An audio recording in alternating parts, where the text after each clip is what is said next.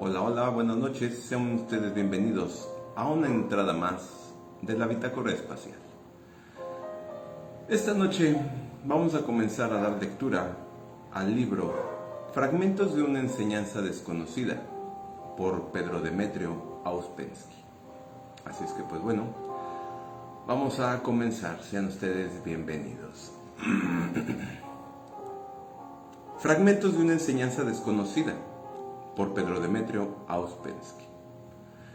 Fragmentos. En el curso de los viajes por Europa, Egipto y Oriente que hizo Pedro Demetrio Auspensky en busca de una enseñanza que resolviera para él el problema de las relaciones del hombre con el universo, llegó a conocer a G. Gurdjieff y a ser su alumno, bajo la inicial de G, es de Gurdjieff, de quien se trata a lo largo de todo el libro. Fragmentos de una enseñanza desconocida es el relato de 8 años de trabajo pasados por Auspensky cerca de Gurdjieff. Auspensky murió en Londres en octubre de 1947. Gurdjieff murió en octubre de 1949 en París, después de haber dado pleno consentimiento para la publicación de este libro. Capítulo 1. Retorno de la India. La guerra y la búsqueda de lo milagroso. Viejos pensamientos. La cuestión de escuelas. Nuevos proyectos de viaje. Oriente y Occidente. Un anuncio en un periódico de Moscú. Conferencia sobre la India. Encuentro con un G. Un hombre disfrazado. Primera conversación. Opinión de G. Sobre las escuelas. El grupo de G. Vislumbres de la verdad. Otros encuentros y conversaciones. La organización del grupo de G en Moscú. La cuestión del pago y de los medios de trabajo. La cuestión del secreto y de las obligaciones aceptadas por los alumnos. Una conversación sobre el Oriente, filosofía, teoría y práctica. ¿De dónde obtuvo G sus ideas? Las ideas de G. El hombre es una máquina, gobernada por influencias exteriores. Todas las cosas suceden. Nadie hace nada. Para hacer, es preciso ser. Un hombre es responsable de sus acciones. Una máquina no es responsable. ¿Es necesaria la psicología para el estudio de las máquinas?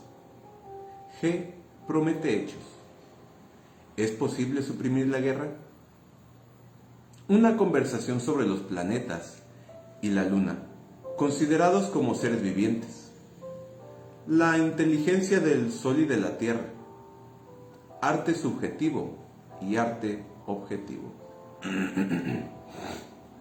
Muy bien, hola, sean bienvenidos, vamos a comenzar.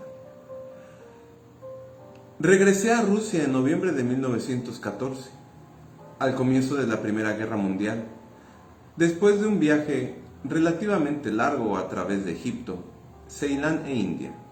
La guerra estalló cuando me encontraba en Colombo, de donde me embarqué para regresar a través de Inglaterra. Al salir de San Petersburgo, yo había dicho que partí en busca de lo milagroso. Lo milagroso es muy difícil de definir, pero para mí, esta palabra tenía un significado muy definido. Mucho tiempo atrás, había llegado a la conclusión de que, para escapar del laberinto de contraindicaciones en que vivimos, era necesario encontrar un camino enteramente nuevo, diferente de todo lo que habíamos conocido o seguido hasta ahora. Pero, ¿dónde comenzaba este camino nuevo o perdido? Yo era incapaz de decirlo. Entonces, ya había reconocido como un hecho innegable que detrás de la fina película de la falsa realidad existía otra realidad, de la cual, por alguna razón, algo nos separaba. Lo milagroso era la penetración en esta realidad desconocida. Me parecía que el camino hacia lo desconocido podría ser encontrado en Oriente. ¿Por qué en Oriente? Era difícil decirlo. En esta idea había quizá algo de romántico, Pero en todo caso, había también la convicción de que nada podía ser encontrado aquí, en Europa.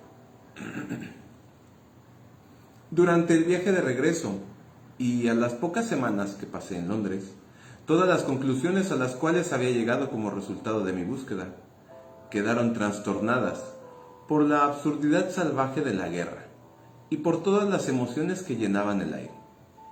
Invadían las conversaciones, los diarios, y contra mi voluntad me afectaban a menudo.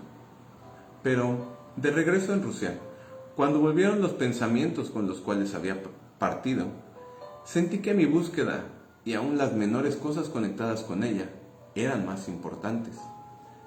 Que todo lo que estaba sucediendo o pudiese suceder en el mundo de absurdos obvios. Me dije entonces que la guerra debía ser considerada como una de esas condiciones generalmente catastróficas para la existencia, en medio de las cuales tenemos que vivir, trabajar y buscar respuestas a nuestras preguntas y a nuestras dudas.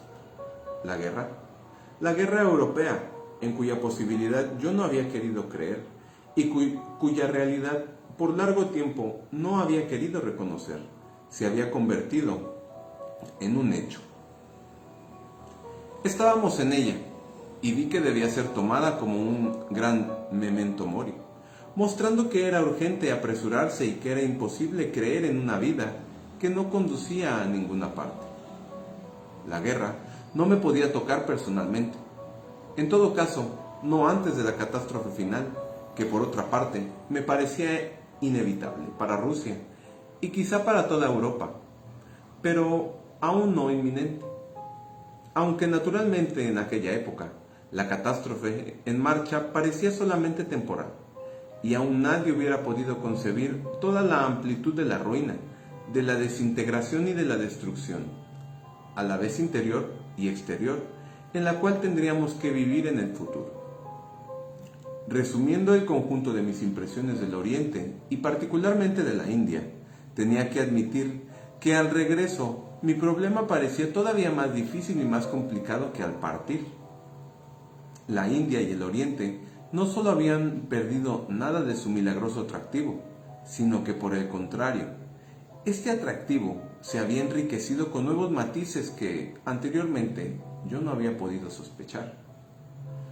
Había visto claramente que algo podía ser encontrado en el Oriente y que por mucho tiempo había dejado de existir en Europa, y consideraba que la dirección que yo había tomado era buena, pero al mismo tiempo me había convencido de que el secreto estaba mejor y más profundamente escondido de lo que hubiera podido prever. A mi partida, ya sabía que iba en busca de una o de varias escuelas. Había llegado a esta conclusión hacía ya tiempo, habiéndome dado cuenta que los esfuerzos personales independientes no podían ser suficientes, y que era indispensable entrar en contacto con el pensamiento real y viviente que debe existir en alguna parte, pero con el cual habíamos perdido toda conexión. Yo comprendía esto, pero la idea misma que tenía de las escuelas se modificaría mucho durante mis viajes. En un sentido se volvió más simple y más concreta, en otro sentido más fría y más distante. Quiero decir que las escuelas perdieron su carácter de cuentos de hadas.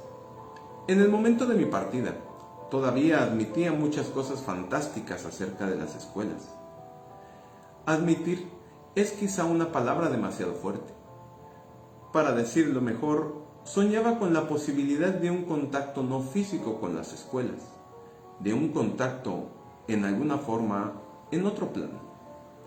No podía explicarlo claramente, pero me parecía que el primer contacto con la escuela debía tener ya un carácter milagroso. Por ejemplo, imaginaba la posibilidad de entrar en contacto con escuelas que habían existido en un lejano pasado, como la escuela de Pitágoras, o las escuelas de Egipto, o la escuela de los monjes que construyeron Notre Dame, y así sucesivamente. Me parecía que las barreras del espacio y del tiempo desaparecerían ni producirse tal contacto. La idea de las escuelas era en sí misma fantástica, y nada de lo que les concernía me parecía demasiado fantástico. Asimismo, no veía ninguna contradicción entre mis ideas y mis esfuerzos para encontrar en la India escuelas reales, pues me parecía que era precisamente en la India donde me sería posible establecer una especie de contacto que podría luego volverse permanentemente e independiente de toda interferencia exterior. Durante mi viaje de regreso, llené de encuentros y de impresiones de toda clase. La idea de las escuelas se volvió para mí mucho más real, casi tangible. Había perdido su carácter fantástico, y esto, sin duda porque como me di cuenta entonces, una escuela no requiere solamente una búsqueda, sino una selección o un escoger. Quiero decir, de nuestra parte. No podía dudar que hubiera escuelas. Me convencí al mismo tiempo de que las escuelas sobre las que había oído hablar y con las cuales hubiese podido entrar en contacto no eran para mí. Eran escuelas de naturaleza francamente religiosa o semirreligiosa, y de tono netamente devocional. No me atraían, sobre todo porque si hubiese buscado un camino religioso, habría podido encontrarlo en Rusia. Otras escuelas más moralizadoras eran de tipo filosófico, ligeramente sentimental, con un matiz de ascetismo, como las escuelas de los discípulos o seguidores de Ramakrishna. Entre estos últimos había personas agradables, pero tuve la impresión de que les faltaba un conocimiento real. Otras escuelas, ordinariamente descritas como escuelas de yoga, y que están basadas en la creación de estados de trance, participaban, a mis ojos, un tanto demasiado de género espiritista. Yo no podía tenerles confianza. Conducían inevitablemente a mentirse a uno mismo, o bien a lo que los místicos ortodoxos en literatura monástica rusa llamaban seducción. Había otro tipo de escuelas, con las cuales no pude tomar contacto y de las que solo oí hablar. Estas escuelas prometían mucho, pero igualmente exigían mucho. Exigían todo de una sola vez. Hubiera sido necesario quedarse en la India y abandonar para siempre toda idea de regreso a Europa. Habría tenido que renunciar a todas mis ideas, a todos mis proyectos, a todos mis planes, y comprometerme a un camino del cual no podía saber nada de antemano. Estas escuelas me interesaban mucho, y las personas que habían estado en relación con ellas y que me habían hablado de ellas se destacaban nítidamente sobre el común de las personas. Sin embargo, me parecía que debería haber escuelas de un tipo más racional y que hasta cierto punto un hombre tenía derecho de saber hacia dónde iba. Paralelamente, llegué a la conclusión de que una escuela, no importa cómo se le llame, escuela de ocultismo, de esoterismo o de yoga, debe existir sobre el plano terrestre ordinario, como cualquier otro tipo de escuela, una escuela de pintura, de danza o de mediana. Me di cuenta de que la idea de escuelas en otro plano era simplemente un signo de debilidad. Esto significaba que los sueños habían reemplazado la búsqueda real. Así, comprendí que los sueños son uno de los obstáculos más grandes en nuestro camino eventual hacia lo milagroso. En camino hacia la India, hacía planes para próximos viajes. Esta vez deseaba comenzar por el oriente musulmán. Sobre todo, estaba atraído por Asia Central, estaba atraído por el Asia Central rusa y Persia, pero nada de todo esto estaba destinado a realizarse. De Londres, a través de Noruega, Suecia y Finlandia, llegué a San Petersburgo, que había sido ya rebautizada retrógrado, y donde el patriotismo y la especulación estaban todo en su apogeo. Poco después, partí para Moscú, retomando mi trabajo en el periódico del cual había sido corresponsal en la India. Llevaba ahí ya cerca de 6 semanas, cuando ocurrió un pequeño episodio que iba a ser el punto de partida de numerosos acontecimientos. Un día, que me encontraba en la redacción del periódico, preparando la próxima edición, descubrí que, en La Voz de Moscú, un aviso con referencia a la puesta en escena de un ballet titulado La lucha de los magos, que se decía era la obra de un hindú. La acción del ballet debía tener lugar en la India y ofrecer un cuadro completo de la magia del Oriente, con milagros de faquires, danzas sagradas, etc. No me gustó el tono parlanchín del párrafo, pero como los autores de ballet hindúes eran más bien raros en Moscú, recorté el aviso, insertándolo en mi artículo y añadiendo brevemente que en el ballet se encontraría seguramente todo aquello que los turistas van a buscar y que es imposible de hallar en la India verdadera. Poco después, por varias razones, dejé el periódico y fui a San Petersburgo.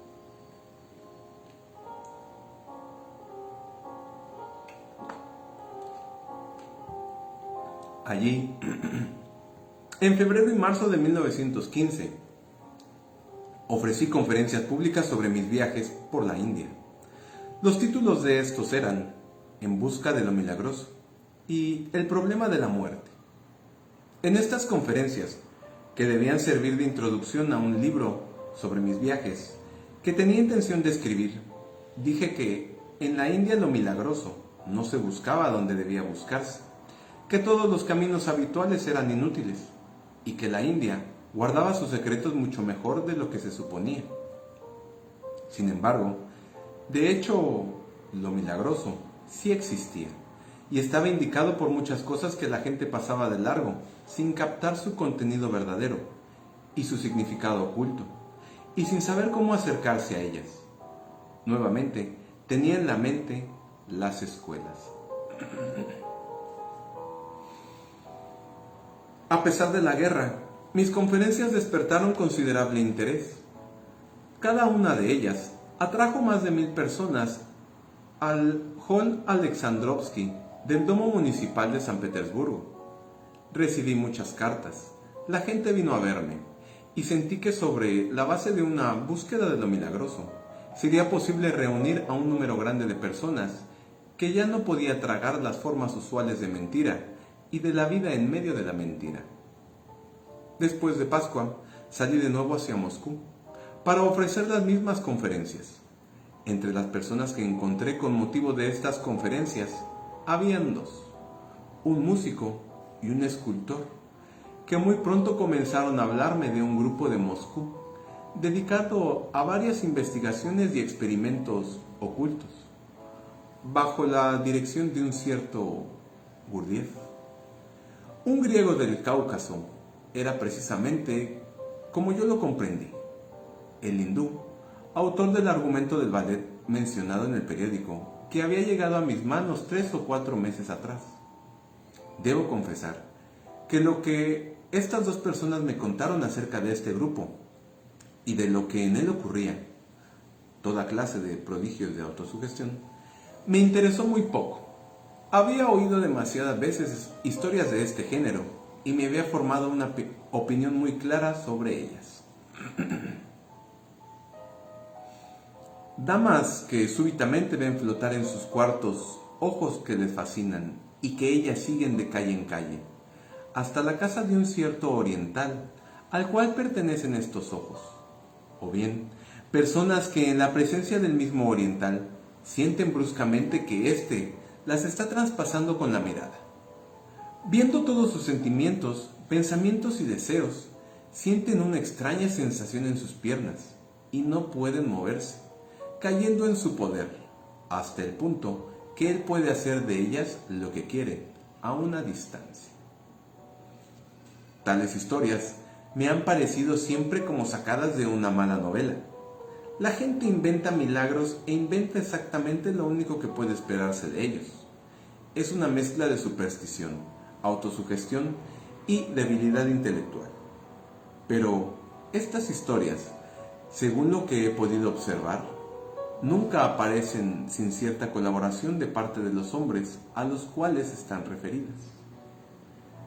Prevenido así por mis experiencias anteriores, fue solo ante los persistentes esfuerzos de M, uno de mis nuevos conocidos, que acepté conocer a G y tener una conversación con él. Mi primera entrevista modificó enteramente la idea que tenía de él y de lo que me podía aportar.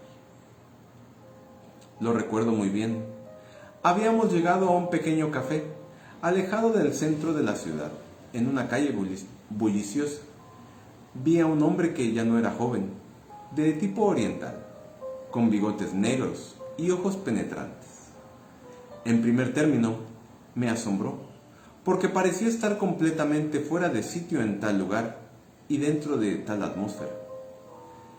Estaba todavía lleno de mis impresiones del Oriente, y hubiera podido ver a este hombre con cara de raja hindú o de jeque árabe, bajo una túnica blanca o un turbante dorado, pero sentado en ese pequeño café de tenderos y de comisionistas, con su abrigo negro, de cuello de terciopelo y su bombín negro, producía la impresión inesperada, extraña y casi alarmante de un hombre mal disfrazado. Era un espectáculo embarazoso, como cuando se encuentra uno delante de un hombre que no es lo que pretende ser, y con el cual y sin embargo se debe hablar y conducirse como si no se diera cuenta de ello. G hablaba un ruso incorrecto, con fuerte acento caucasiano, y este acento, que estamos habituados a asociar con cualquier cosa menos con ideas filosóficas, reforzaba aún más la extrañeza y el carácter sorprendente de esta impresión. No me acuerdo del comienzo de nuestra conversación. Creo que hablamos de la India, del esoterismo y de las escuelas de yoga. Entendí que G había viajado mucho, que había estado en muchos lugares de los cuales yo solo había oído hablar y que había deseado vivamente conocer. No solamente no le molestaban mis preguntas, sino que me parecía que ponían en cada una de sus respuestas mucho más de lo que yo había preguntado. Me gustó su manera de hablar. Era a la vez prudente y precisa. M nos dejó. G me contó lo que hacía en Moscú. Yo no le comprendía bien. De lo que hablaba se traslucía que en su trabajo era sobre todo de un carácter psicológico. La química desempeñaba un gran papel. Como le escuchaba por primera vez, naturalmente, tomé sus palabras al pie de la letra. Lo que usted dice me hace recordar un hecho que me contaron sobre una escuela del sur de la India. Sucedió en Travancore. Un brahman, hombre excepcional, en más de un sentido, le hablaba a un joven inglés de una escuela que estudiaba la química del cuerpo humano y que había probado, decía él, que al introducir o eliminar diversas sustancias se podría cambiar la naturaleza moral y psicológica del hombre. Esto se parece mucho a lo que usted dice. Sí, dijo G. Es posible, pero al mismo tiempo puede ser que sea una cosa totalmente diferente. Ciertas escuelas aparentemente emplean los mismos métodos, pero los comprenden de una manera completamente distinta. La similitud de métodos, o aún de ideas, no prueba nada. Hay otra cuestión que me interesa mucho. Los yogis se sirven de diversas sustancias para provocar ciertos estados. ¿No se tratará en algunos casos de narcóticos? Yo mismo he hecho numerosos experimentos de esta índole, y todo lo que he leído sobre la magia me prueba claramente que las escuelas de todos los tiempos y de todos los países han hecho un amplio uso de narcóticos para la creación de esos estados que hacen posible la magia. Sí, contestó G. En muchos casos, estas sustancias son lo que usted llama narcóticos, pero estos pueden ser empleados, lo repito, para fines muy diferentes. Ciertas escuelas se sirven de narcóticos en forma de vida. Sus alumnos los toman para estudiarse a sí mismos, para conocerse mejor, para explorar sus posibilidades y discernir por adelantado lo que podrían efectivamente lograr al final de un trabajo prolongado. Cuando un hombre ha podido tocar de esa manera la realidad de lo que ha aprendido teóricamente, trabaja desde ese momento conscientemente y sabe a dónde va. Es a veces el camino más fácil para convencerse de la existencia real de las posibilidades que el hombre a menudo sospecha en sí mismo. Para este fin, existe una química especial. Hay sustancias especiales para cada función. Cada función puede ser reforzada o debilitada, despertada o adormecida, pero es indispensable un conocimiento muy profundo de la máquina humana y de esta química especial. En todas las escuelas que siguen este método, no se hacen los experimentos sino cuando son realmente necesarios, y solo bajo el control experimentando y competente de hombres que pueden prever todos los resultados y tomar todas las medidas necesarias para prevenir consecuencias indeseables. Las sustancias empleadas en esas escuelas no son solamente narcóticos como usted los llama, a pesar de que un gran número de ellas son preparadas como base drogas, tales como el opio, el hashish, etc. Otras escuelas emplean sustancias idénticas o análogas, no con fines de experimento o de estudio, sino para alcanzar los resultados deseados, aunque sea por corto tiempo. El hábil uso de tales drogas puede volver a un hombre momentáneamente muy inteligente o muy fuerte. Por supuesto que después muere o enloquece. Pero esto no se toma en consideración. Tales escuelas existen. Usted ve entonces que debemos hablar con prudencia de las escuelas. Puede hacer prácticamente las mismas cosas, pero los resultados serán totalmente diferentes. Todo lo que G decía me había interesado profundamente. Sentía que ahí había puntos de vista nuevos, que no se parecían a nada de lo que yo había encontrado hasta entonces. Me invitó a que lo acompañara a una casa donde se iba a reunir con algunos de sus alumnos.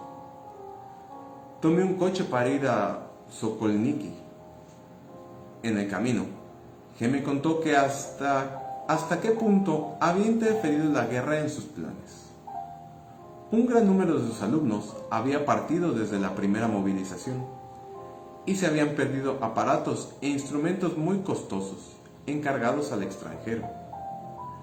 Después me habló de los fuertes gastos necesarios para su obra, del costoso apartamento que había alquilado y hacia el cual creí comprender que nos dirigíamos. Luego me dijo que su obra le interesaba a numerosas personalidades de Moscú, profesores y artistas, como él lo expresó. Pero cuando yo le pregunté de quiénes se trataba precisamente, no me dio ningún nombre.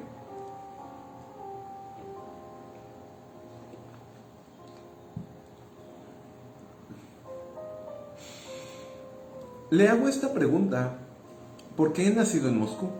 Además he trabajado aquí durante 10 años como periodista, de manera que conozco más o menos a todo el mundo. G no contestó nada. Llegamos a un gran apartamento vacío sobre una escuela municipal. Evidentemente, pertenecía a los profesores de esta escuela. Creo que estaba sobre la plaza del antiguo estanque rojo. Varios alumnos de G estaban reunidos, 3 o 4 jóvenes y 2 damas que parecían ser maestras de escuela. Ya había estado yo en locales como este. La ausencia misma de mobiliario reafirmó mi idea, ya que a las maestras de las escuelas municipales no se les proporcionaban muebles. Al pensar esto, experimenté un sentimiento extraño con respecto a G. ¿Por qué no me había contado el cuento del apartamento tan caro? En primer lugar, este no era suyo. Luego no había que pagar alquiler. Y finalmente, de ser alquilado, no costaría más de 10 rublos al mes. Había allí un bluff demasiado evidente. Me dije que esto debía significar algo. Me es difícil reconstruir el comienzo de la conversación con los alumnos de G. Algunas de las cosas que escuché me sorprendieron. Traté de descubrir en qué consistía su trabajo, pero no me dieron respuestas directas, empleando con insistencia, en ciertos casos, una terminología rara e ininteligible para mí. Sugirieron leer al comienzo de un cuento que ellos habían sido, sugirieron leer el comienzo de un cuento que, según ellos, había sido escrito por uno de los alumnos de G, que en ese momento no se encontraba en Moscú. Naturalmente acepté, y uno de ellos comenzó en voz alta la lectura de un manuscrito. El autor narraba cómo había conocido a G. Mi atención fue atraída por el hecho de que al comienzo de la historia el autor leía la misma noticia que yo había leído en La Voz de Moscú, el invierno anterior, sobre el ballet, la lucha de los magos. Luego, y esto me agradó muchísimo porque lo esperaba, el autor contaba cómo, en su primer encuentro, había sentido que G lo ponía en cierta forma en la palma de su mano, lo sopesaba y lo volvía a dejar caer. La historia se llamaba Vislumbres de la Verdad y había sido escrita por un hombre evidentemente desprovisto de toda experiencia literaria. Pero, a pesar de todo, la historia impresionaba porque dejaba entrever un sistema del mundo en el cual yo sentía algo muy interesante, que además hubiera sido incapaz de formulármelo a mí mismo. Ciertas ideas extrañas y del todo inesperadas sobre el arte encontraron también en mí una fuerte resonancia. Más tarde, me enteré de que el autor era un personaje imaginario y que el relato había sido escrito por dos de los alumnos de G presentes, con la intención de exponer sus ideas bajo una forma literaria. Aún más tarde, me enteré que la idea misma de este relato provenía de G. La lectura se detuvo al final del primer capítulo. Todo el tiempo, G había escuchado con atención. Estaba sentado en el sofá, con una pierna replegada bajo su cuerpo. Bebía café negro en un vaso grande, fumaba y de vez en cuando me lanzaba una mirada. Me gustaron sus movimientos, impresos de una especie de seguridad y gracia felina. Aún, su silencio tenía algo que lo distinguía de los demás. Sentí que hubiera preferido encontrarlo, no en Moscú, no en este apartamento, sino en uno de esos lugares que acababa de dejar, en el patio de entrada de una de las mezquitas del Cairo, en medio de las ruinas de una ciudad de Ceilán, o en uno de los templos del sur de la India, Tanjore, Trichinópolis o Madura. Bien, ¿qué le parece esta historia?, preguntó G, después de un breve silencio, cuando hubo terminado la lectura. Le dije que la había estado escuchando con interés, pero que, a mi modo de ver, tenía el defecto de no ser clara. No se comprendía exactamente de qué se trataba. El autor relataba la muy fuerte impresión producida en él por una enseñanza nueva, pero no daba ninguna idea satisfactoria acerca de esta misma enseñanza. Los alumnos de G me señalaron que yo no había comprendido la parte más importante del relato. G mismo no dijo ni una palabra. Cuando les pregunté cuál era el sistema que ellos estudiaban y cuáles eran sus rasgos distintivos, su respuesta fue de lo más vaga.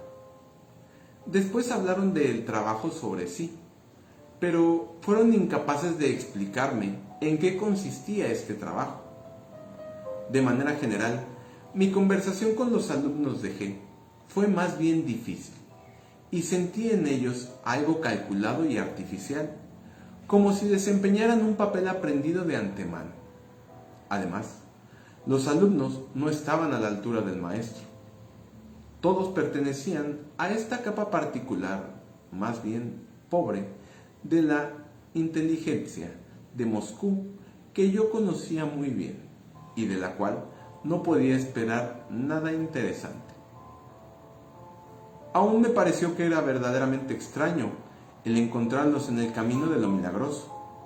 Al mismo tiempo, los encontraba a todos simpáticos y razonables. Evidentemente, las historias que había contado M no provenían de esta fuente y no tenían nada que ver con ellos.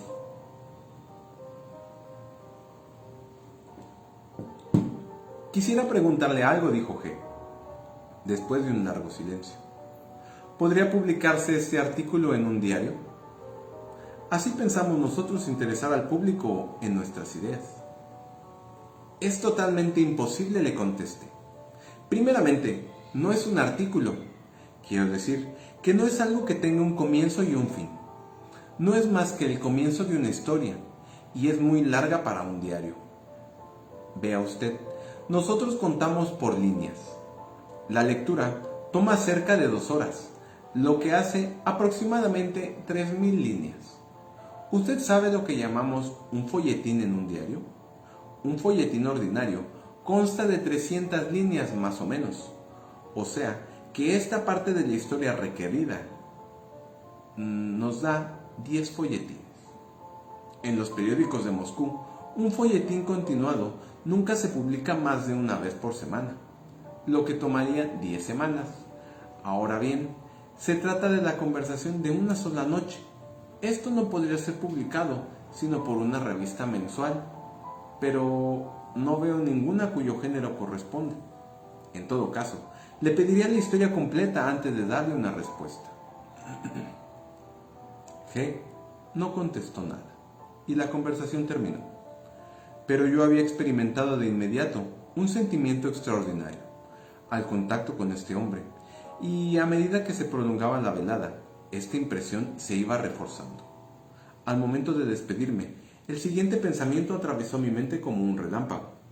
Yo debía, de inmediato, sin demora, arreglármelas para verlo de nuevo. Si no lo hacía, arriesgaba perder todo contacto con él. Le pregunté entonces si estaría en el mismo café al día siguiente. Otra vez. Le pregunté entonces si no podría encontrarlo una vez más antes de mi partida para San Petersburgo. Me dijo que estaría en el mismo café al día siguiente y a la misma hora. Salí con uno de los jóvenes. Me sentía en un raro estado. Una larga lectura, de la cual poco había comprendido.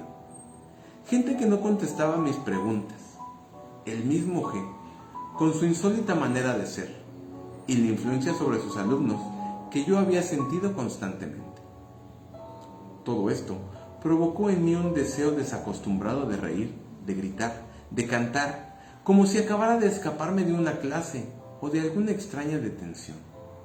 Sentí la necesidad de comunicar mis impresiones a este joven y de hacer chistes sobre G y sobre esta historia un tanto pretenciosa y pesada. Me veía describiendo esta velada a algunos de mis amigos. Felizmente, me detuve a tiempo pensando, pero él se precipitará al teléfono para contarles todo. Son todos amigos. De manera que traté de refrenarme, y sin decir palabra, lo acompañé al tranvía que debía llevarnos al centro de Moscú. Después de un recorrido relativamente largo, llegamos a la plaza Okhodny Nad, en cuyas cercanías yo vivía, y una vez ahí, estrechándonos la mano, siempre en silencio, nos separamos. Al día siguiente, volví al mismo café donde había conocido a G, y esto se repitió el día después y todos los días siguientes. Durante la semana que pasé en Moscú, vi a G diariamente. Pronto me di cuenta de que él dominaba muchas de las cuestiones que yo quería profundizar. Por ejemplo, me explicó ciertos fenómenos que yo había tenido ocasión de observar en la India y que nadie me había podido esclarecer, ni en aquel entonces ni más tarde. En sus explicaciones sentí la seguridad del especialista, un análisis muy fino de los hechos y un sistema que no podía comprender, pero cuya presencia sentía, porque sus palabras me hacían pensar no solo en los hechos tratados, sino en muchas otras cosas que yo había ya observado o cuya existencia había barruntado. No volví a ver al grupo de G. Acerca de sí mismo, G habló poco. 1 o 2 veces. Mencionó sus viajes en el Oriente. Me habría interesado saber exactamente por dónde había viajado, pero fue incapaz de sacar nada en limpio. En cuanto a su trabajo en Moscú, G dijo que tenía 2 grupos sin relación el uno con el otro y ocupados en trabajos diferentes. Según sus fuerzas y su grado de preparación, para usar sus propias palabras, cada miembro de estos grupos pagaban 1000 rublos al año y podían trabajar con él mientras proseguía en la vida el curso de sus actividades ordinarias. Le dije que, en mi opinión, 1000 rublos al año me parecía un precio demasiado elevado para los que carecían de fortuna. G me contestó que no era posible otro arreglo porque, debido a la naturaleza misma del trabajo, él no podía tener numerosos alumnos. Por otra parte, él no deseaba, y no debía, acentuó estas palabras, gastar su propio dinero en organizar el trabajo. Su trabajo no era, ni podía ser, una obra de caridad, y sus alumnos debían encontrar ellos mismos los fondos indispensables para el alquiler de los apartamentos donde se podrían reunir para los experimentos y para todo el resto. Además, dijo que la observación ha demostrado que las personas débiles en la vida se muestran igualmente débiles en el trabajo. Esta idea ofrece varios aspectos, dijo G. El trabajo de cada uno puede exigir gastos, viajes y otras cosas. Si la vida de un hombre está tan mal organizada que un gasto de 1000 rublos lo puede detener, sería preferible para él que no emprendiera nada con nosotros. Supongamos que un día su trabajo le exija viajar a El Cairo o a otra parte. Debe tener los medios para hacerlo. A través de nuestra demanda, vemos si es capaz o no de trabajar con nosotros. Más aún, continuó G, verdaderamente mi tiempo es demasiado escaso para poder sacrificarlo a otros, sin siquiera estar seguro de que esto les hará bien. Valorizo mucho mi tiempo porque lo necesito para mi obra, porque no puedo, y como ya lo he dicho, no quiero gastarlo improductivamente. Y hay una última razón. Es necesario que una cosa cueste para que sea valorizada. Toma. Escuché estas palabras con un extraño sentimiento. De un lado, me agradaba todo lo que decía G. Me atraía esa ausencia de todo elemento sentimental, de toda palabrería convencional sobre el altruismo y el bien de la humanidad. Pero de otro lado, me sorprendía el deseo visible que tenía de convencerme en esta cuestión del dinero, ya que yo no tenía ninguna necesidad de ser convencido. Si había un punto sobre el cual no estuve de acuerdo, fue sobre esta manera de reunir el dinero, porque ninguno de los alumnos había visto podía pagar 1000 rublos al año. Si G realmente había descubierto en Oriente trazas visibles y tangibles de una ciencia oculta, y si continuaban sus búsquedas en esta dirección, era claro entonces que su obra necesitaba fondos, al igual que cualquier otro trabajo científico, como una expedición o por cualquier parte desconocida del mundo, o excavaciones en las ruinas de una ciudad desaparecida, o todo tipo de investigaciones de orden físico o químico que requieran numerosos experimentos minuciosamente preparados. No había ninguna necesidad de tratar de convencerme de todo esto.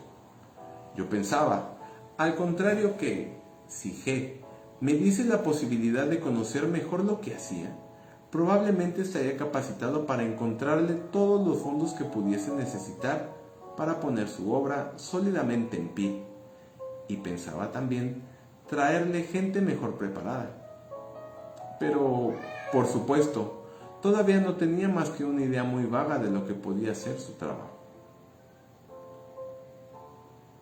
Sin decirlo abiertamente, G me dio a entender que me aceptaría como uno de sus alumnos si yo expresara tal deseo.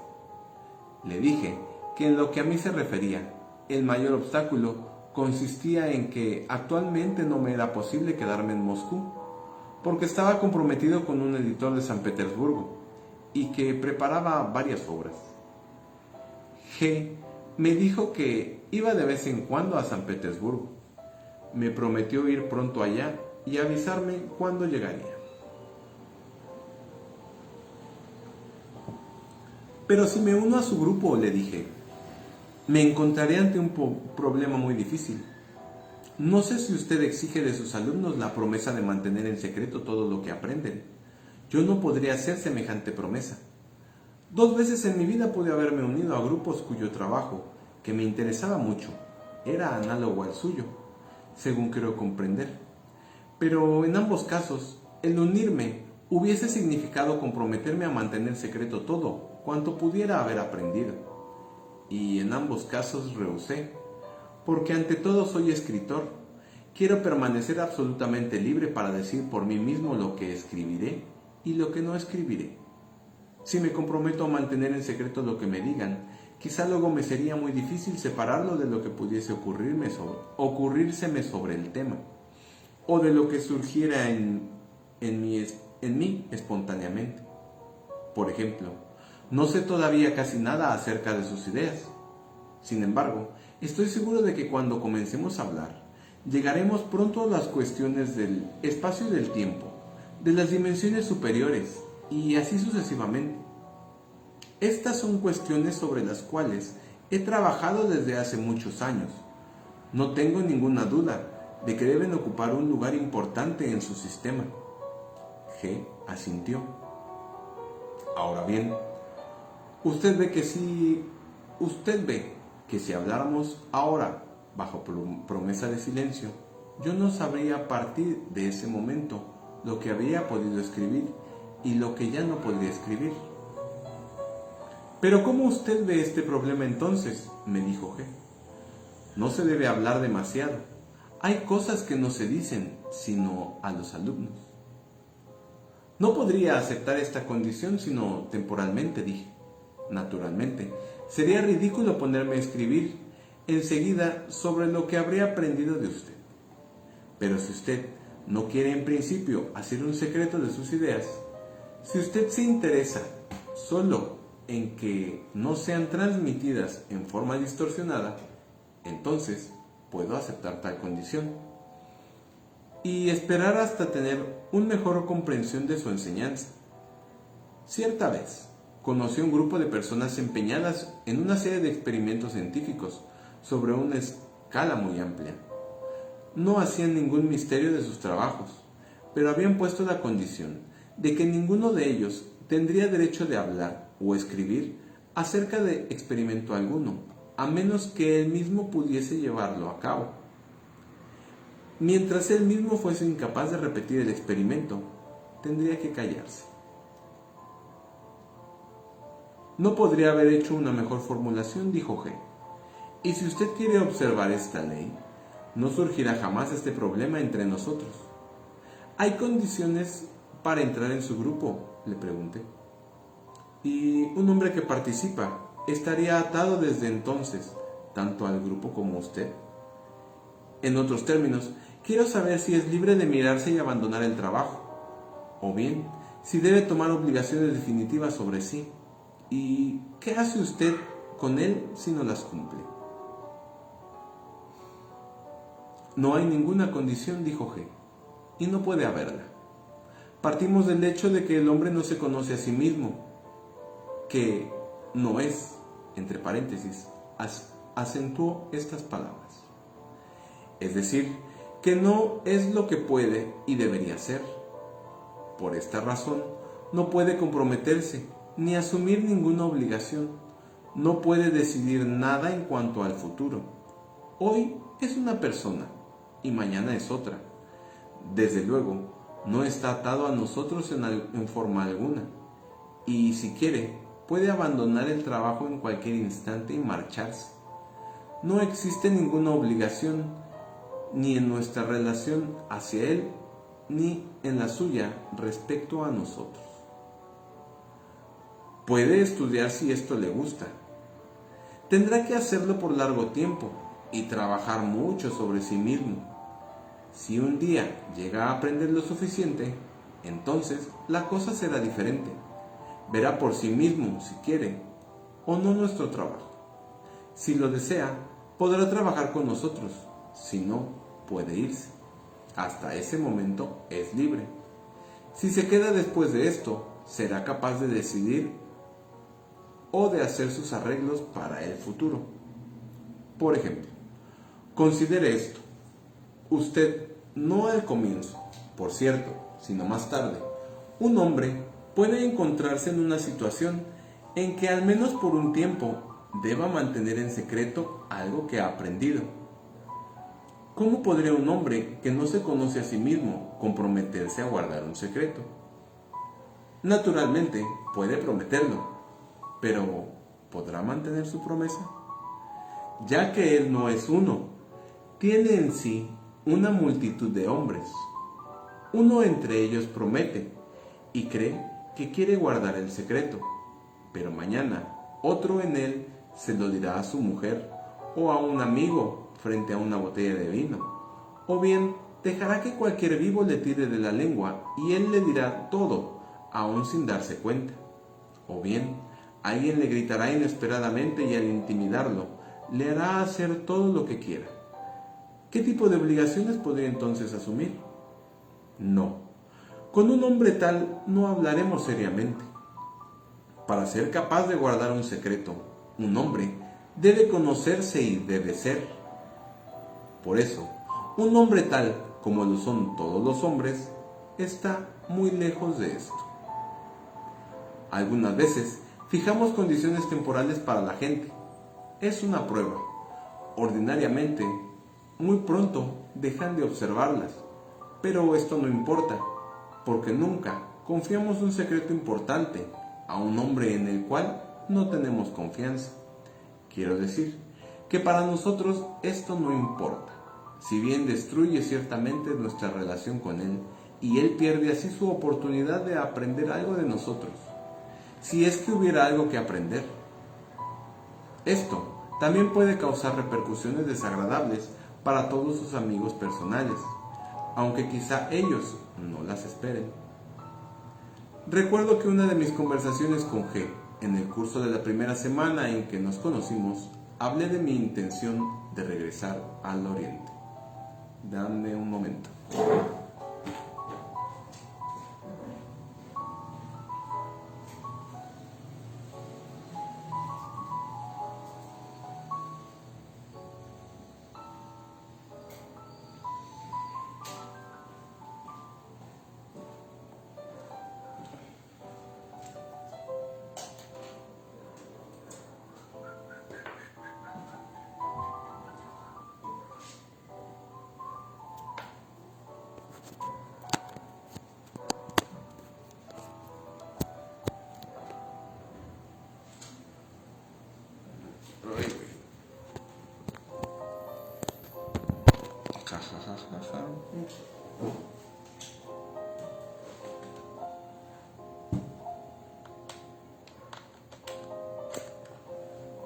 Ahora sí. Eso es. Muy bien. Ahora sí. Otra vez. Recuerdo que en una de mis conversaciones con G, en el curso de la primera semana en que nos conocimos, hablé de mi intención de regresar al Oriente. ¿Vale la pena pensar sobre ello?, le pregunté. ¿Y cree usted que puede encontrar ahí lo que busco? Está bien ir allá para un descanso, de vacaciones, dijo G. Pero para lo que usted busca, no vale la pena. Todo ello puede encontrarse aquí. Comprendí que estaba hablando de trabajar con él. Le pregunté, ¿pero no ofrecen ciertas ventajas las escuelas que se encuentran en el Oriente, en el seno de todas las tradiciones? Al contestar, G desarrolló varias ideas que no comprendí, sino mucho más tarde. Suponiendo que encontrase escuelas, usted no encontraría sino escuelas filosóficas, dijo.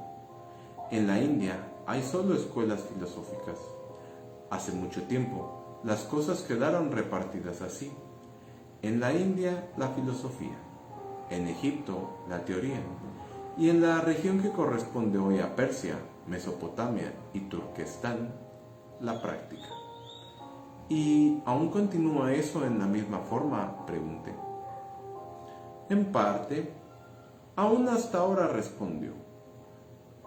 Pero usted no capta claramente lo que yo quiero decir por filosofía, teoría y práctica.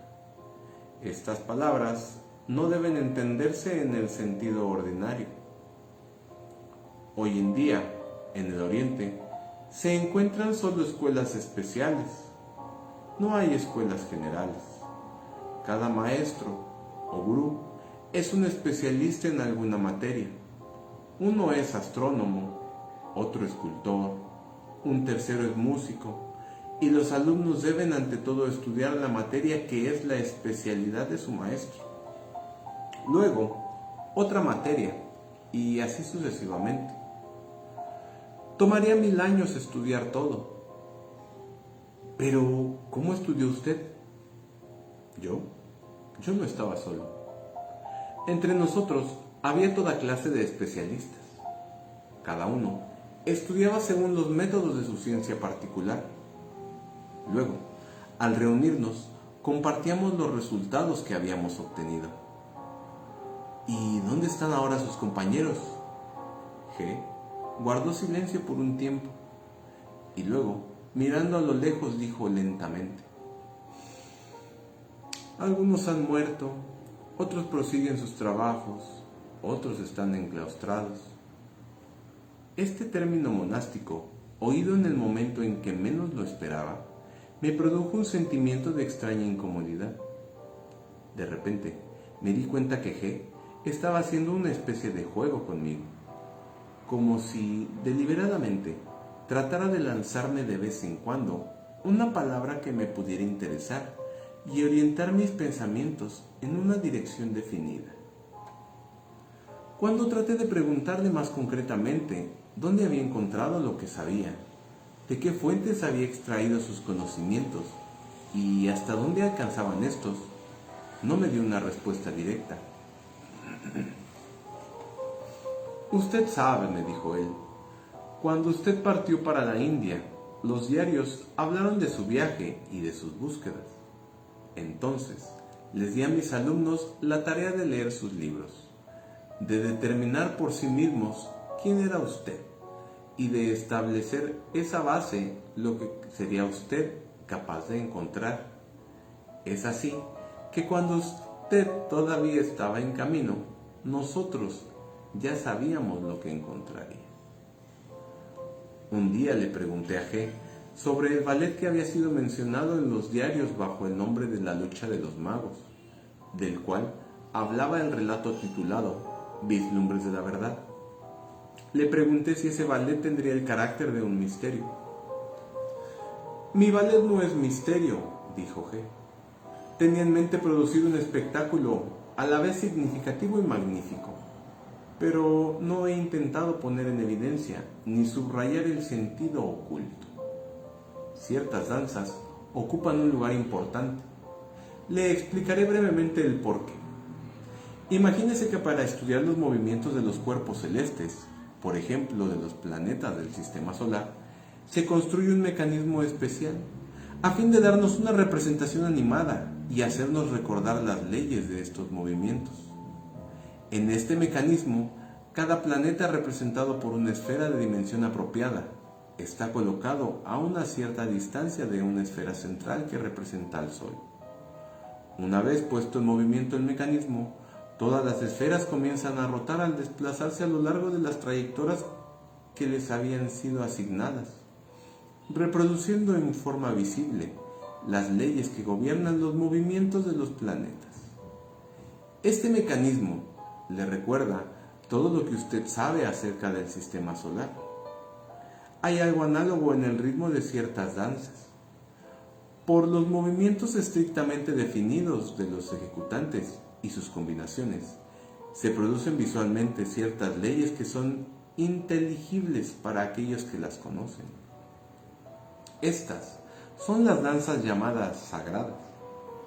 En el curso de mis viajes en el Oriente, muchas veces he sido testigo de tales danzas, ejecutadas en los antiguos templos durante los oficios divinos.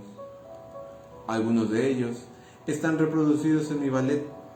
Además, la lucha de los magos está basada en 3 ideas. Pero el público no comprenderá jamás si represento este ballet en un escenario ordinario. Lo que dijo G. Luego me hizo comprender que este no sería un ballet en el sentido estricto y de la palabra, sino una serie de escenas dramáticas y mímicas, ligadas por una intriga. Todo esto acompañado de música y entremezclado con cantos y danzas. El nombre más apropiado para denominar esta serie de escenas habría sido el de revista, pero sin ningún elemento cómico. Las escenas importantes representaban la escuela de un mago negro y la de un mago blanco, con los ejercicios de sus alumnos y los episodios de una lucha entre las 2 escuelas. La acción debía situarse en el corazón de una ciudad oriental e incluir una historia de amor que tendría un sentido alegórico, entrelazado todo esto con diversas danzas nacionales asiáticas, danzas derviches y danzas sagradas. Me interesó particularmente cuando G dijo que los mismos actores debían actuar y bailar en las escenas del mago blanco y en las del mago negro, y que en las primeras escenas debían ser tan bellos y atrayentes por ellos mismos y por sus movimientos, como deformes y feos en la segunda. Compréndalo, dijo G. De esta manera podrán ver y estudiar todos los lados de sí mismos. Este ballet tendrá entonces un inmenso interés para el estudio de sí. En esa época estaba bien lejos de poder darme cuenta de esto y me llamó la atención sobre todo cierta discrepancia. La noticia que yo había leído en el diario decía que este ballet representaría en Moscú y que tomaría parte en él algunos bailarines célebres. ¿Cómo concilia usted esto con la idea del estudio de sí? Estos no actuarán ni bailarán para estudiarse a sí mismos. Nada se ha decidido todavía, contestó G. Y el autor de la noticia que usted ha leído no estaba bien informado. Quizá lo hagamos de una manera totalmente distinta.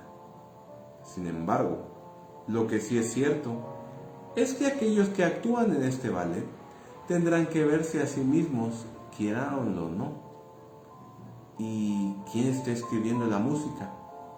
Eso tampoco está decidido. G no agregó nada y no volvió a oír hablar de este ballet por 5 años. Un día, en Moscú, hablaba con G acerca de Londres, donde había estado algunos meses atrás por corto tiempo. Le hablaba de lo terrible mecanización que invadía las grandes ciudades europeas y sin la cual era probablemente imposible vivir y trabajar en el torbellino de estas enormes juguetes mecánicos. La gente se está convirtiendo en máquinas, dije, y no me cabe la menor duda que un día se convertirán en máquinas perfectas. Pero, ¿son capaces todavía de pensar? No lo creo. Si trataran de pensar, no serían tan buenas máquinas. Sí, contestó G. Es cierto, pero solo en parte. La verdadera pregunta es esta: ¿de qué mente se sirven en su trabajo? Si usan la mente adecuada, podrán pensar, o aún mejor en su vida activa, en medio de las máquinas. Pero, una vez más, con la condición de que usen la mente adecuada. No comprendí lo que G quería decir por mente adecuada. Solo mucho más tarde llegué a comprenderlo. En segundo lugar, continuó él, la mecanización de que usted habla no es peligrosa en absoluto. Un hombre puede ser un hombre, recalcó otra vez. Un hombre puede ser un hombre, recalcó esta palabra, aún trabajando con máquinas. Hay otra clase de mecanización muchísimo más peligrosa: ser uno mismo una máquina. ¿Nunca ha pensado usted en el hecho de que todos los hombres son ellos mismos máquinas? Sí, dije, desde un punto de vista estrictamente científico. Todos los hombres son máquinas gobernadas por influencias exteriores. Pero la cuestión está en saber si se puede aceptar totalmente el punto de vista científico. Científico o no científico, me da lo mismo, dijo G. Quiero que comprenda lo que digo. Mire a toda esta gente que ve usted, señaló la calle. Son simplemente máquinas, nada más. Creo comprender lo que usted quiere decir, dije. Y a menudo he pensado cuán pocos son en el mundo los que puedan resistir a esta forma de mecanización y elegir su propio camino. Este es justamente su más grave error, dijo G. ¿Usted cree que algo puede escoger su propio camino o resistir la mecanización? ¿Usted cree que todo no es igualmente mecánico? Pero por supuesto que no, exclamé yo. El arte, la poesía, el pensamiento son fenómenos de un orden totalmente distinto. Exactamente del mismo orden, dijo G. Estas actividades son exactamente tan mecánicas como todas las demás. Los hombres son máquinas, y de las máquinas no puede esperarse otra cosa que acciones mecánicas. Muy bien, dije, pero ¿no hay quienes no sean máquinas? Puede que los haya, dijo G, pero usted no los puede ver. Usted no los conoce. Esto es lo que quiero hacerle comprender. No dejo de extrañarme que ni siquiera tanto sobre este punto. Lo que decía me parecía evidentemente e inconstatable. Sin embargo, nunca me habían gustado las metáforas, tan breves que pretenden decirlo todo. Siempre omiten las diferencias. Por mi parte, siempre había sostenido que lo más importante son las diferencias y que para comprender las cosas era necesario, ante todo, considerar los puntos en que difieren. De modo que todo me pareció extraño que G insistiera tanto sobre una verdad que me parecía innegable, siempre y cuando no se hiciera de ella algo absoluto y se le reconociera algunas excepciones. Las personas se asemejan muy poco entre sí, dije, considerado imposible meterlos a todos en el mismo saco. Hay salvajes, hay personas mecanizadas, hay intelectuales, hay genios. Nada más exacto, dijo G. Las palabras son muy diferentes, pero usted ni conoce ni puede ver la diferencia real entre ellas. Usted habla de diferencias que sencillamente no existen. Esto debe ser comprendido. Todas las personas que usted ve, que usted conoce, que usted puede llegar a conocer, son máquinas, verdaderas máquinas, que solamente trabajan bajo la presión de influencias exteriores, como usted mismo lo ha dicho. Nacen máquinas y como máquinas mueren. ¿Qué tienen que ver esto con los salvajes y los intelectuales? Ahora mismo, en este preciso momento, mientras hablamos, varios millones de máquinas se esfuerzan en aniquilarse unas a otras. ¿En qué difieren entonces? ¿Dónde están los salvajes y dónde los intelectuales? Todos son iguales. Pero es posible dejar de ser máquina. Es en esto en lo que usted debería pensar y no en las distintas clases de máquinas. Por supuesto que las máquinas difieren. Un automóvil es una máquina, un gramófono es una máquina y un fusil es una máquina. Esto que cambia es lo mismo, siempre son máquinas. Esta conversación me recuerda a otra.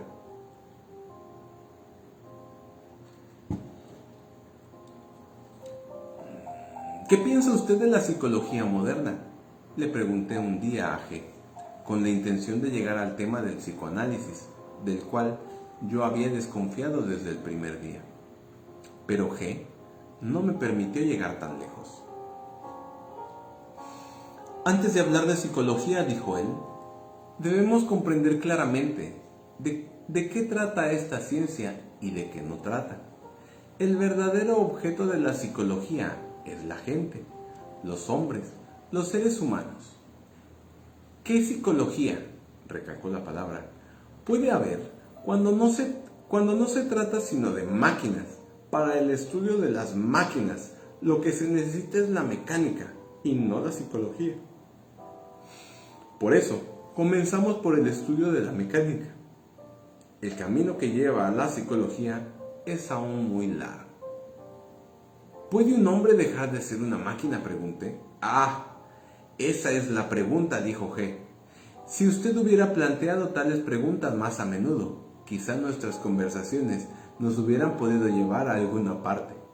Sí, es posible dejar de ser una máquina, pero para esto es necesario, ante todo, conocer la máquina. Una máquina, una verdadera máquina, no se conoce a sí misma y no puede conocerse. Cuando una máquina se conoce, desde ese instante ha dejado de ser una máquina. Por lo menos, ya no es la misma máquina que antes. Ya comienza a ser responsable de sus acciones. Según usted, ¿esto significa que un hombre no es responsable de sus acciones?, pregunté. Un hombre, recalco, es responsable. Una máquina no lo es. En otra oportunidad le pregunté a G. En su opinión, ¿cuál es la mejor preparación para estudiar su método?, pregunté. Por ejemplo, ¿es útil estudiar lo que se le llama literatura oculta o mística? Al decirle esto, tenía en mente en forma particular el tarot y toda la literatura referente al mismo. Sí, dijo G, se puede encontrar mucho por medio de la lectura. Por ejemplo, considere su caso, ya podría usted conocer bien las cosas si supiese leer. Quiero decir, si usted hubiese comprendido todo lo que ha leído en su vida, ya tendría el conocimiento de lo que ahora busca. Si hubiese usted comprendido todo lo que está escrito en su propio libro, ¿cuál es su título? Chapurreo en alguna forma completamente imposible las palabras tertium organum. Yo vendría a inclinarme ante usted y a suplicarle que me enseñara. Pero usted no comprende ni lo que lee ni lo que escribe. Ni siquiera comprende lo que significa la palabra comprender. Sin embargo, la comprensión es lo esencial, y la lectura no puede ser útil sino a condición de comprender lo que se lee. Pero, desde luego que ningún libro puede dar una preparación verdadera. Por lo tanto, es imposible decir cuáles libros son los mejores. Lo que un hombre conoce bien, acentuó la palabra bien, eso es una preparación para él. Si un hombre sabe bien cómo hacer café o cómo hacer bien un par de botas, entonces ya se puede hablar con él. El problema estriba en que nadie sabe nada bien. Todo se conoce, no importa cómo, de una manera completamente superficial. Este era otro de los giros inesperados que G daba a sus explicaciones. Además de su sentido ordinario, sus palabras siempre contenían otro sentido totalmente diferente. Pero yo entreveía ya que para descifrar este sentido oculto, era necesario comenzar por captar el sentido usual y sencillo. Las palabras de G, tomadas en la forma más simple del mundo, estaban siempre llenas de sentido, pero también otras significaciones. La significación más amplia y más profunda permanecía velada durante mucho tiempo. Ha quedado grabada en mi memoria otra conversación. Le preguntaba a G lo que debería hacer un hombre para asimilar su enseñanza. «Lo que debe hacer», exclamó como si una pregunta le sorprendiera. lo que debe hacer. Es incapaz de hacer nada. Ante todo, él debe comprender ciertas cosas. Tiene miles de ideas falsas y de concepciones falsas, sobre todo acerca de sí mismo. Y si algún día quiere adquirir algo nuevo, debe comenzar por liberarse por lo menos de algunas de ellas. De otra manera, lo nuevo sería construido sobre una base falsa y el resultado sería aún peor. ¿Cómo puede un hombre liberarse de las ideas falsas?, pregunté. Dependemos de las formas de nuestra percepción. Las ideas falsas se producen debido a las formas de nuestra percepción. ¿O no? G negó con la cabeza y dijo: nuevamente, habla usted de otra cosa.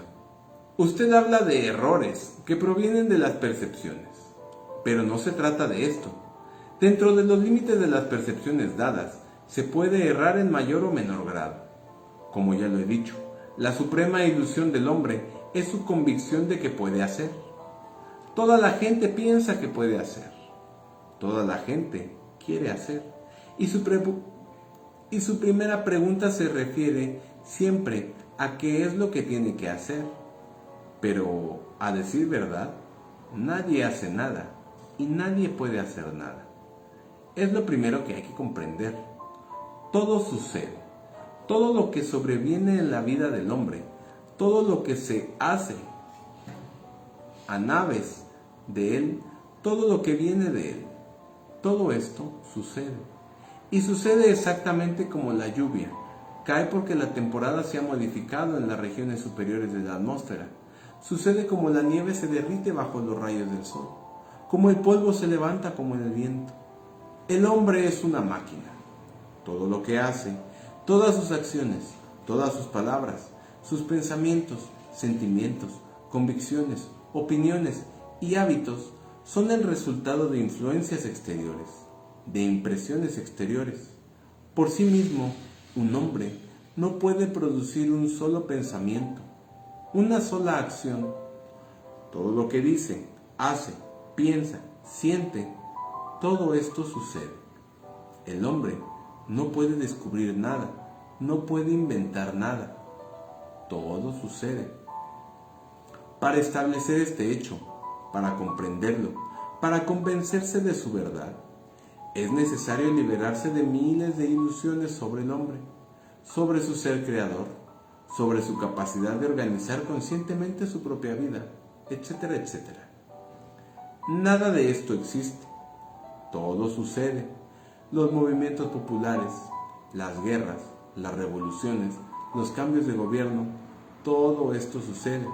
Y sucede exactamente de la misma manera que todo sucede en la vida del hombre, como individuo.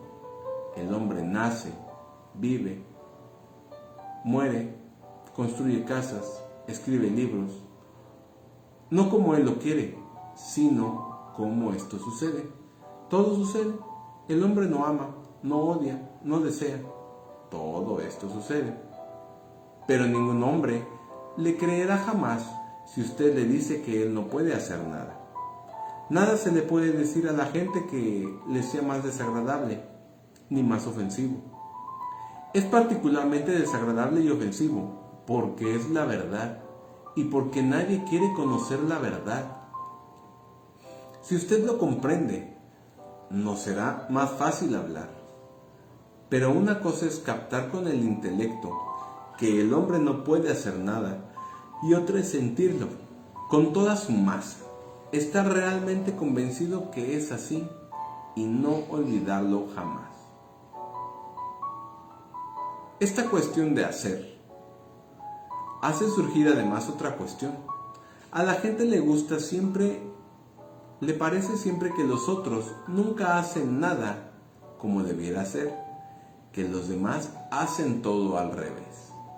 Invariablemente, cada uno piensa que podría hacerlo mejor. Ninguno comprende, ni siente la necesidad de comprender, que lo que actualmente se hace, de cierta manera, y sobre todo lo que ya ha sido hecho, no puede ni podía haber sido hecho de otra manera. ¿Ha notado usted cómo hablan todos de la guerra? Cada uno tiene su propio plan y su propia teoría. Cada uno opina que no se hace nada como debería hacerse. Sin embargo, en realidad, todo se hace de la única manera posible. Si tan solo una cosa pudiera hacerse diferente, todo podría llegar a ser diferente. Y entonces quizá no hubiera habido guerra. Trate de comprender lo que digo. Todo depende de todo. Todo está relacionado. No hay separado. Por lo tanto, todos los acontecimientos siguen el único camino que pueden tomar. Si la gente pudiera cambiar, todo podría cambiar. Pero son lo que son. Y por lo tanto, las cosas también son lo que son. Esto era muy difícil de tragar. No hay nada, absolutamente nada que pueda hacerse, pregunté. Absolutamente nada. ¿Y nadie puede hacer nada? Eso ya es otro asunto.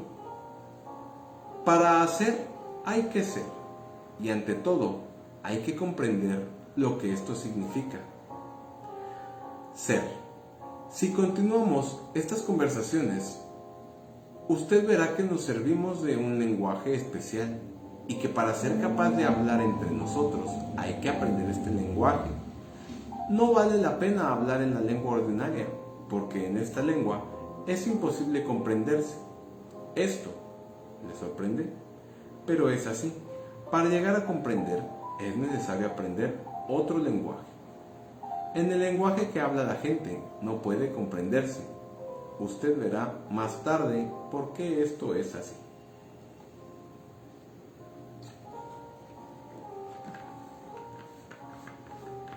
Luego, uno debe aprender a decir la verdad.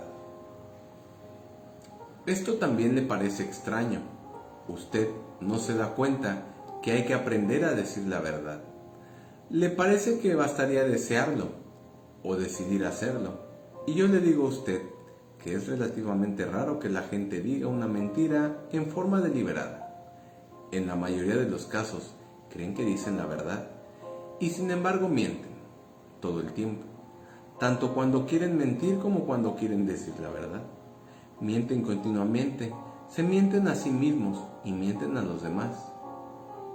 Como consecuencia, nadie comprende a los otros ni se comprende a sí mismo. Piénselo, podría haber tantas discordancias, tantos males entendidos profundos y tanto odio hacia el punto de vista o hacia la opinión de otro si la gente fuera capaz de comprenderse. Pero como no pueden comprenderse, porque no pueden dejar de mentir, decir la verdad es la cosa más difícil del mundo. Habrá que estudiar mucho y durante largo tiempo para un día poder decir la verdad. El deseo por sí solo no basta. Para decir la verdad hay que llegar a ser capaz de conocer lo que es verdad y lo que es mentira, ante todo en sí mismo. Pero esto es lo que nadie quiere saber.